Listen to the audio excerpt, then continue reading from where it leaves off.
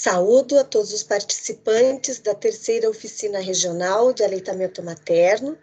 Agradeço o convite por oportunizar uma fala sobre os direitos da gestante e lactante. Irei compartilhar com vocês uma tela que possibilitará o acompanhamento da exposição. Inicialmente, quando nós falamos do trabalho da mulher, podemos relembrar um pouquinho a história da introdução da mulher no mercado de trabalho, que ocorreu a partir da Revolução Industrial. Então, a mulher teve a abertura do campo de trabalho e, na verdade, nessa época histórica, a mulher substituiu, em grande parte, o trabalho masculino, mas com uma grande precarização de seus direitos. E também iniciou aí a acumulação do trabalho da mulher com as obrigações femininas, com as obrigações do lar.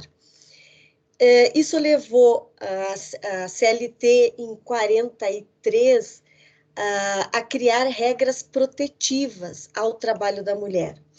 Essas regras, na verdade, elas tinham o manto da proteção, mas se percebeu ao longo do tempo que essas regras, elas na verdade implicavam em uma restrição no mercado de trabalho da mulher. Na sequência dessas regras protetivas inseridas na CLT, a Constituição de 88, especialmente nos artigos 5º e 7º, passaram a prever a igualdade de direitos e obrigações e bastante regras protetivas relativas à maternidade, considerando a fragilidade física da mulher. E no artigo 7º também fala da isonomia salarial e da proteção de mercado do trabalho da mulher através do incentivo por meio de leis ordinárias. Esse é o panorama geral que nós tínhamos, né, em relação ao trabalho da mulher. Na CLT, ao longo do tempo, se percebeu que várias regras, ao invés de proteger o trabalho da mulher ou incentivar o trabalho da mulher, elas, na verdade, provocavam uma restrição à inserção da mulher no mercado de trabalho, o que levou à revogação de vários artigos da lei. Hoje, de forma geral, nós podemos dizer assim: jornada de trabalho, tanto da mulher como do homem, é igual. Os intervalos entre um dia de trabalho e outro, os intervalos durante a jornada são os mesmos, trabalho noturno, adicional noturno, essas regras protetivas são iguais, tanto para o homem como para a mulher, tá? O que nós tivemos de inserção na CLT ao longo do tempo são especialmente vedação de práticas discriminatórias, em relação a gênero, em relação à idade, em relação ao estado civil, situação familiar e, em especial, em relação ao estado de gravidez. Então, este artigo que faz referência a 373-A da CLT, ele veda qualquer prática discriminatória, inclusive em relação ao estado de gravidez.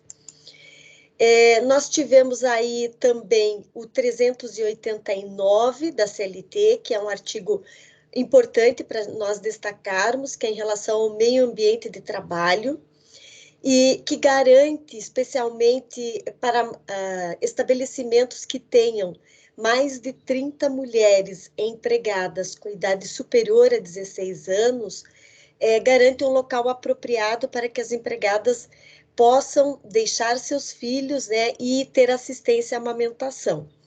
A possibilidade de substituição deste ambiente no local de trabalho por creches que podem ser mantidas pelo empregador ou mediante convênio.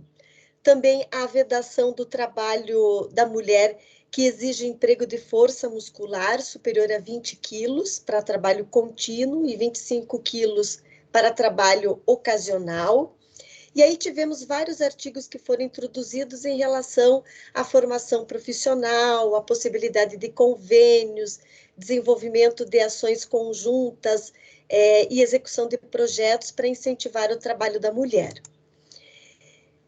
Mais especificamente em relação à maternidade, na CLT, nós temos alguns dispositivos alocados entre os artigos 391 a 401 da CLT.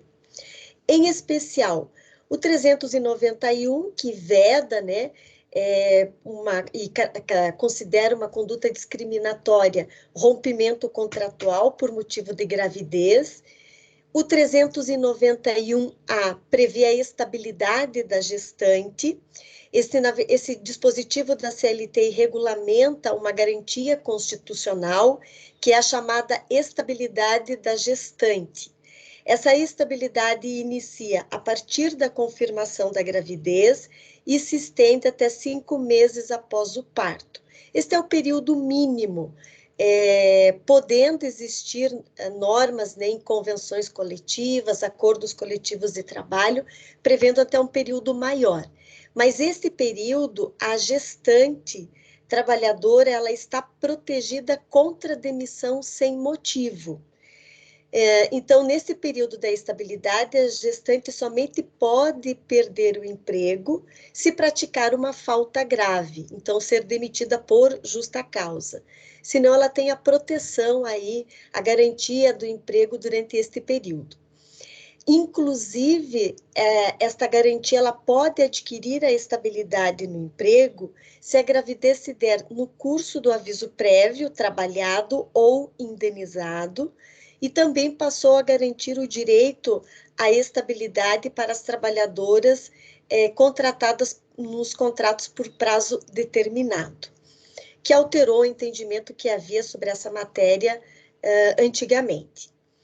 Além da estabilidade, nós temos no 392 a licença maternidade. A licença maternidade é aquele período em que a trabalhadora gestante ela se afasta das atividades de trabalho,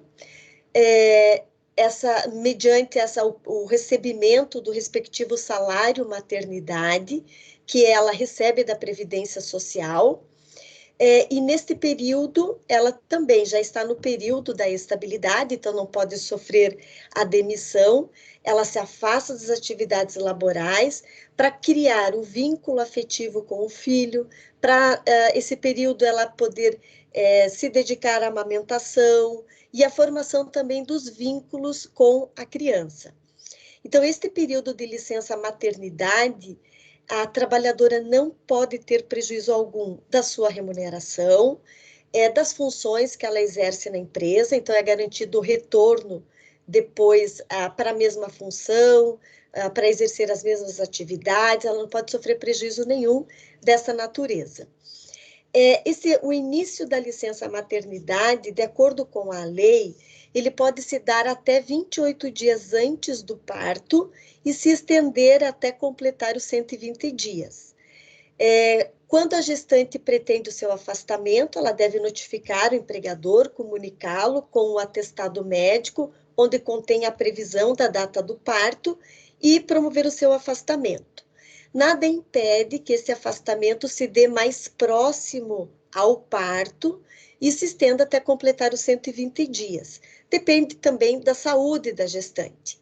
A possibilidade também de aumentar este período de repouso até 2 semanas antes e após o parto, a depender do estado de saúde da gestante, mediante indicação médica, tá?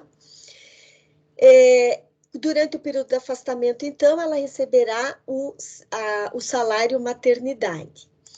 Esse direito à licença maternidade, ele também foi estendido à mãe adotante, e não só a mãe que adota, a mulher que adota, mas também o próprio homem que adota, ou pessoas que estejam em uma união homoafetiva, também têm direito a usufruir da licença maternidade de 120 dias. Exatamente porque este período, ele, além de se destinar à amamentação, ele também é um período importante para a criação dos vínculos afetivos. Por isso que, ao longo do tempo, a CLT passou a estender o direito à licença maternidade ao empregado.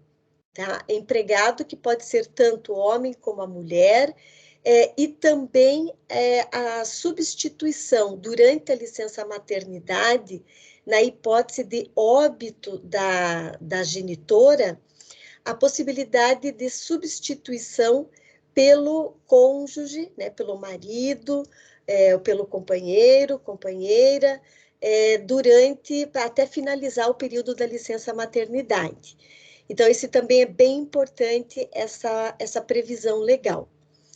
Também tivemos aí temos na CLT o artigo 396, que trata da pausa para a amamentação, inclusive no caso de adoção.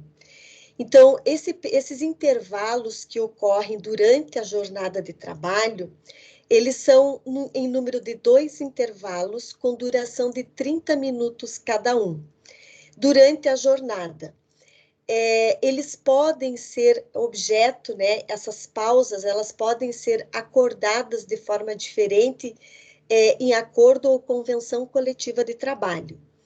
Então, a gestante, após o parto, e depois que ela retorna às atividades laborais, ela tem direito a esses 2 intervalos de 30 minutos durante a jornada, até que a criança complete 6 meses de idade, tá? Também, nós tivemos aí, nos últimos anos, a introdução na CLT de períodos de afastamento do trabalho, até 2 dias para acompanhar consultas médicas e exames durante o período da gravidez da esposa ou companheira, e também por 1 dia para acompanhar filho de até 6 anos em consulta médica. Claro, assim, vamos pensar que a lei, ela prevê o mínimo. Nada impede que esses direitos sejam ampliados em acordo com a convenção coletiva de trabalho ou até por iniciativa do próprio empregador.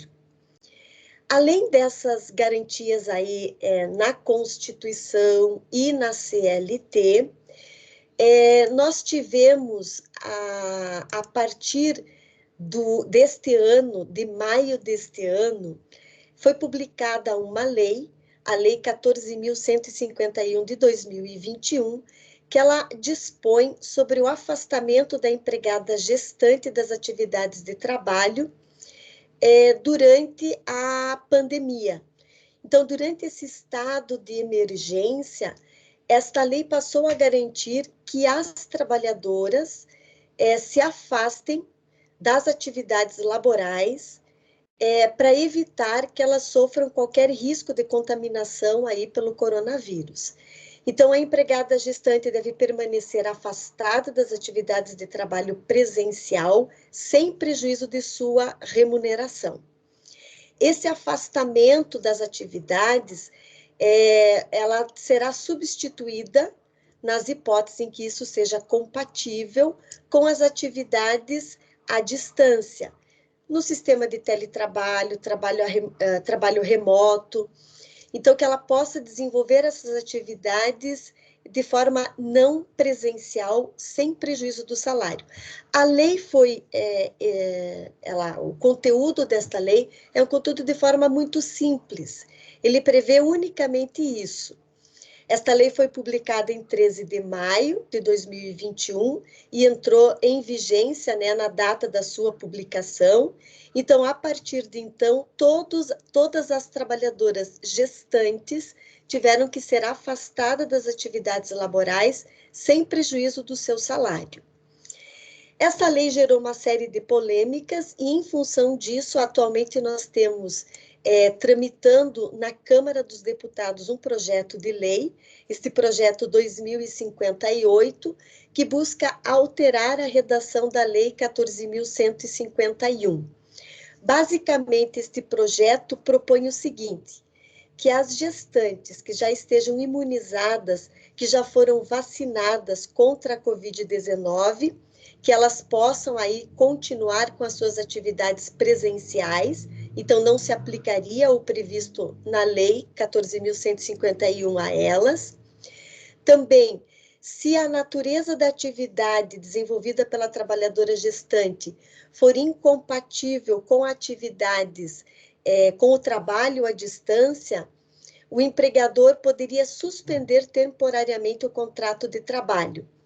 E nessa situação, o empregador não pagaria o salário, mas a trabalhadora receberia aquele benefício emergencial durante a suspensão do contrato de trabalho, como uma forma de complementar a sua renda.